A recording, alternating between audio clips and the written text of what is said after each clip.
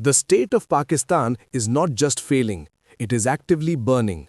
While over 70 people lie dead in Balochistan from coordinated separatist attacks, Islamabad has decided to play its oldest and most tired card. They are blaming India. But this time, New Delhi isn't just denying it, they are delivering a diplomatic slap that exposes the rot at the very core of the Pakistani state. This is the anatomy of a collapse. To understand what is happening right now, we must look beyond the headlines and into the cold, hard reality of power dynamics. The statement coming from India's Ministry of External Affairs represents a significant shift in tone. Usually, diplomatic denials are polite. They are structured with ambiguity. But look at the language used by the MEA spokesperson Randhir Jaiswal.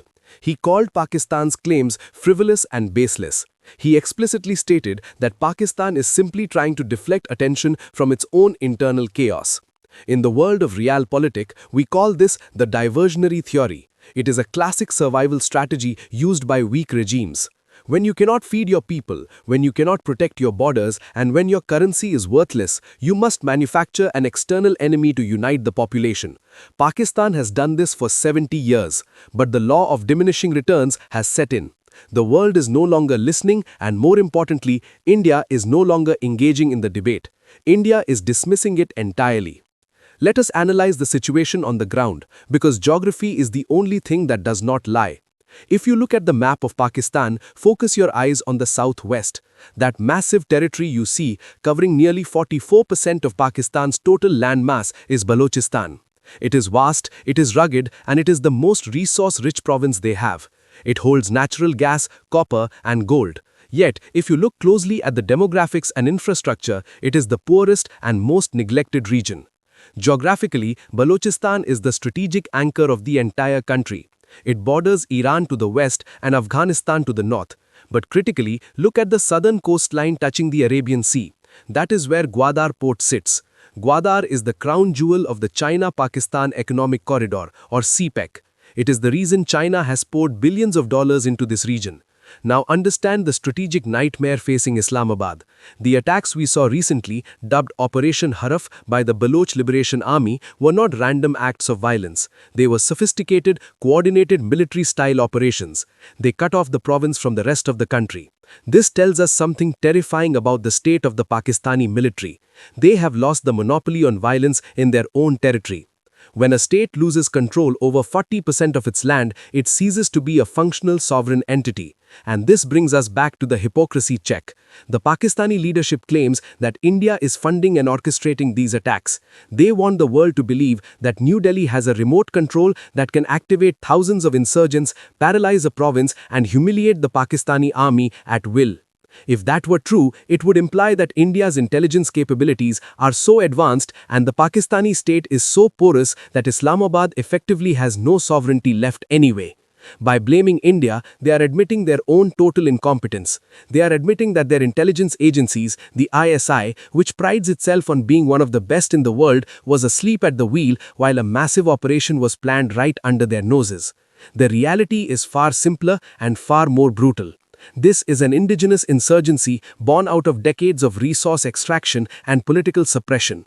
The people of Balochistan see the Chinese engineers and the Punjabi elites extracting gold and gas from their land while they live without clean water or electricity. That is not an Indian conspiracy. That is a failure of governance. That is the inevitable consequence of treating your own citizens like colonial subjects. Now let us shift our focus to the Indian perspective, because this is where the strategic lesson lies for New Delhi. India's response, or rather, the nature of its dismissal, indicates a confident power that knows its own trajectory. In previous decades, India might have scrambled to issue defensive statements. We might have seen frantic diplomatic missions to Washington or London to clear our name. Today, India simply says, look inward, fix your own house. This confidence stems from the widening gap in comprehensive national power. Economically, militarily, and diplomatically, India has moved into a different weight class. Pakistan is no longer a peer competitor, it is a localized nuisance. The Indian strategy here is one of strategic suffocation through indifference. By refusing to engage in a mudslinging match, India denies Pakistan the oxygen of publicity. There is a concept in international relations called the security dilemma.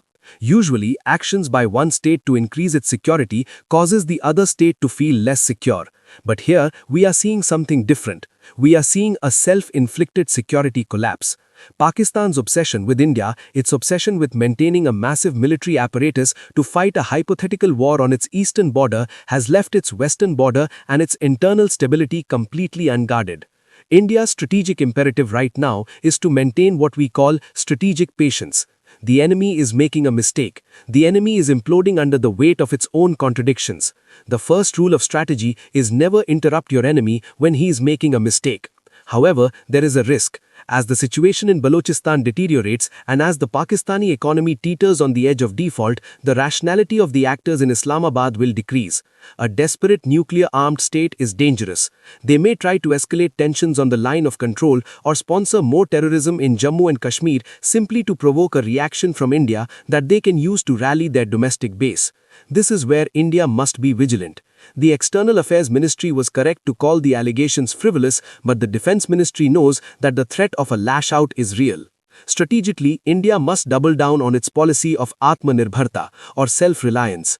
The chaos in the neighborhood, from Bangladesh to Pakistan, proves that you cannot rely on regional stability for your economic growth. You must build high walls and strong bridges. High walls to keep the terror and instability out, and strong bridges to connect with reliable partners in the West and the global South. India's growth story is currently the only bright spot in a very dark region. To protect it, India must continue to decouple itself from the Pakistan narrative. We must stop hyphenating India and Pakistan.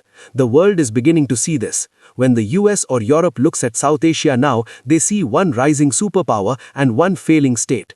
India's diplomatic rejection of these claims reinforces that separation. It says, we are not in the same boat, we are not even in the same ocean anymore.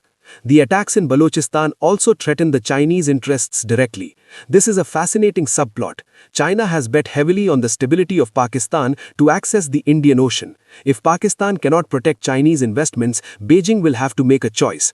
Does it pour more money into a black hole or does it cut its losses? If China pulls back, Pakistan loses its last economic lifeline. And if that happens, the accusations against India will only get louder and more shrill.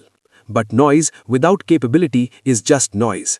So what is the final takeaway?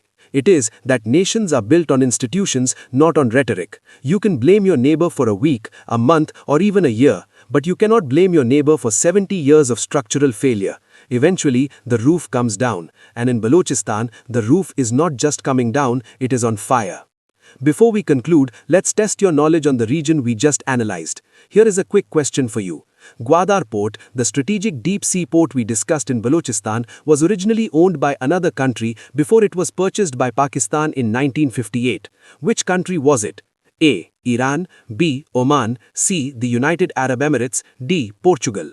Think about it, look at the history of the Arabian Sea trade routes and let me know your answer in the comments below. In geopolitics, there are no permanent friends and no permanent enemies, only permanent interests. And right now, it is in India's interest to stand tall, keep building, and let the chaos across the border serve as a grim reminder of what happens when a nation prioritizes war over welfare. Thank you for listening.